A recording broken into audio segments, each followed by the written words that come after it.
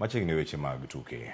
Kocha mar Harambee Stars Engine Firat ogweyo riwruok matayo adhula pacho kae FKF oyango ni Firat ondikonegi kanyo barua ka owacho ni ogo bade piny kendo owere gi puonjo Harambee Stars. Jakom manyien mar FKF Hussein Mohamed owacho ni machiegni ni gidhi yango kocha manyien kanyo gi technical bench mare ma timore mana ndalo machuok bang' Kenya rem yudo tiko mar dhi tuke mag AFCON. Firat osebedo kocha mar Harambee Stars kuom higni 3.